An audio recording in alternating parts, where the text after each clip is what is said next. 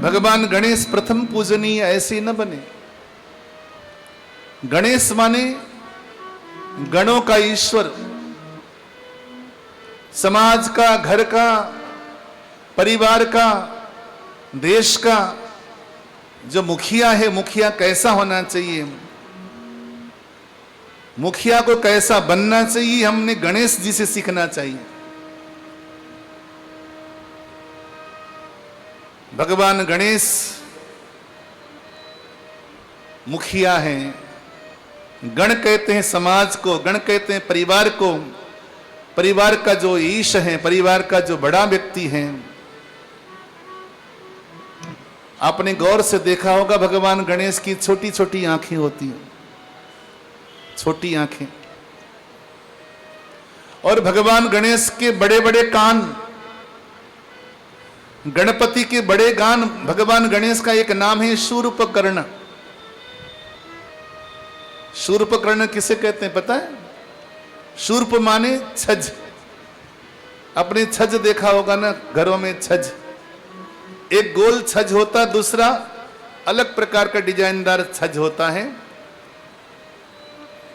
भगवान गणेश का नाम है शूर्पकर्ण। उनका नाम शूर्पकर्ण क्यों पड़ा? बोले परिवार का जो मुखिया है उसके कान कैसे होने चाहिए? बोले छज जैसे होने चाहिए। छज क्या करता है? एक समय छज में और चलनी में आपस में बातें हुई। चलनी पीतल की होती है, अक्सर हमारे घरों में चलनी पीतल की बनाई जाती है। पीतल की चलनी ने बांस के छज से पूछा, तेरी कीमत 200 रुपए और मेरी कीमत 2000 रुपए। पीतल की चलनी महंगी तो होती है, 2000 रुपए की आती है। तेरी कीमत 200 रुपए और मेरी कीमत 2000 रुपए। लेकिन ये दुनिया वाले तेरे को ऊपर टांग देते हैं कील में, और मुझे खटिया के नीचे पटक देते हैं। कीमत मेरी ज्यादा है और आदर तेरे को मिलता है। और हमारे समाज में कहा जाता है, आपको याद हो या ना हो, छज के ऊपर पांव नहीं आना चाहिए। छज का बड़ा सम्मान होता है गांव घर में, आपको पता ही नहीं होगा। चलनी का कोई सम्मान नहीं है, छज का सम्मान है। छज के ऊपर पांव नहीं आना चाहिए, उसमें कोई गंदगी नहीं होना चाहिए। छज का इस्तेमाल करके ऊपर टांग दिया जाता है। तो चलनी बोला कि तेरी कीमत 200 रुपए और मेरी कीमत 2000 रुपए, लेकिन तुझे बड़े आदर से ऊपर टांग देते हैं लोग और मुझे खटिया के नीचे ऐसे फेंक देते हैं लोग। तो छज बोला, चलनी बहन बुरा मत मानना, तुम्हारे और हमारे कर्मों में बहुत बड़ा अंतर है। तुम्हारे और हमारे काम में, कर्म में, व्यवहार में अंतर है। बोले क्या अंतर है? बोले तुम सार सार को नीचे गिरा देती हो, तुम सार को नीचे गिरा देती हो और असार अचार यानी कि छिलके छिलके अपने भीतर भर लेती हो, और मैं छिलके छिलके को, थोथे थोथे को उड़ा देती हूं और सार को अपने भीतर भर लेता हूं। इसीलिए मैं सार ग्राही हूं।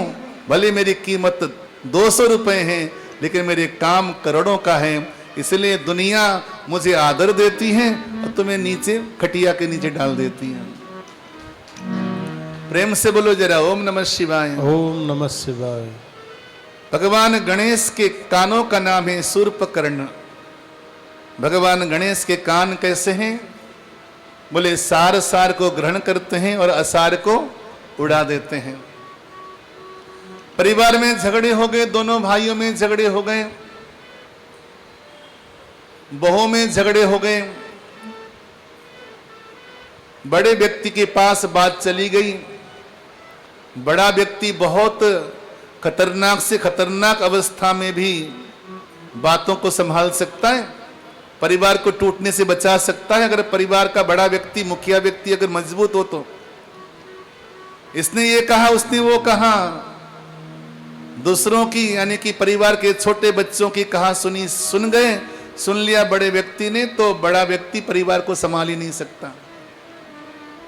उसकी बातों को वही दबा दिया, उसकी बातों को वही दबा दिया, दोनों को स्नेह प्यार दे दिया, चलो काम करो, अपने काम में लग जाओ, बातें वहीं समाप्त हो गई। बड़ा व्यक्ति चाहे तो परिवार के झगड़े को 1 सेकंड में समाप्त कर सकता है। अच्छी बातों को घर के भीतर रखे और बुरी बातों को घर से बाहर निकाल दे, उड़ा दे। उसी का नाम मुखिया है, उसी का नाम गणेश है। और हां, भगवान गणेश की छोटी छोटी आंखें होती, गौर से देखना जरा। भगवान गणेश का शरीर मोटा, पेट बहुत बड़ा, लेकिन आंखें छोटी। इसका क्या अर्थ है? परिवार के मुखिया को पैनी नजर रखनी चाहिए। कहीं अगर दूर देखना हो तो क्या करते हो, बोलो? आपकी इतनी मोटी आंखें उसको छोटी कर लेते हो ना, ऐसे करते हो कि नहीं करते हो, बोलो? अगर किसी को पैनी नजर से देखना है तो आंखों को छोटा करना पड़ता है। दूर देखना हो, अगर दूरबीन से देखना हो तो एक आंख बंद करके दूरबीन से दूसरी आंख को छोटा करके देख लेते हैं। यानी कि परिवार में पैनी नजर रखना। लेकिन आपने गौर किया होगा, भगवान गणेश का मुख दिखाई नहीं देता। भगवान गणेश का मुख दिखाई नहीं देता, अंदर छुपा हुआ। इसका अर्थ क्या है? बोले पैनी नजर से देखो लेकिन बोलो कम। जितना परिवार का मुखिया ज्यादा बोलेगा, उतने ही परिवार के बच्चे उसकी बातों को हवा में उड़ा देंगे। ये तो बकते रहते हैं, बोलते रहते हैं। थोड़े बूढ़े हो जाओगे तो भौंकते रहते हैं, ऐसे बोलेंगे। बोलेंगे कि नहीं बोलेंगे? बोलो, प्रेम से बोलो जरा, ओम नमः शिवाय। ओम नमः शिवाय। तो परिवार के मुखिया को बहुत कम बोलना चाहिए। पैनी नजर से देखो लेकिन बहुत कम बोलो। और परिवार के मुखिया की नाक लंबी होनी चाहिए। नाक लंबी का अर्थ क्या है? अपनी इज्जत को बना के रखना, नाक कटने न पावे। परिवार की बातें सार्वजनिक न कर देना। कई लोगों की आदत होती है, माताओं भाइयों, अपने घर की बातें सार्वजनिक कर लेते हैं हम। परिवार में ऊंच नीच हो गई तो सखियों को जाके बोल दिया, दोस्तों को जाके बोल दिया, मेरी पत्नी ऐसी, मेरा पति ऐसा, मेरा भाई ऐसा, मेरा बेटा ऐसा। दुनिया में कोई तुम्हारे घाव में मलहम लगाने वाला नहीं। आप हमारे संत वाणी चैनल को सब्सक्राइब करें, वीडियो को लाइक करें, शेयर करें और हाँ, बेल आइकन पर क्लिक करना बिल्कुल ना भूलें, ताकि हमारी किसी भी वीडियो की सूचना सबसे पहले आपको मिले।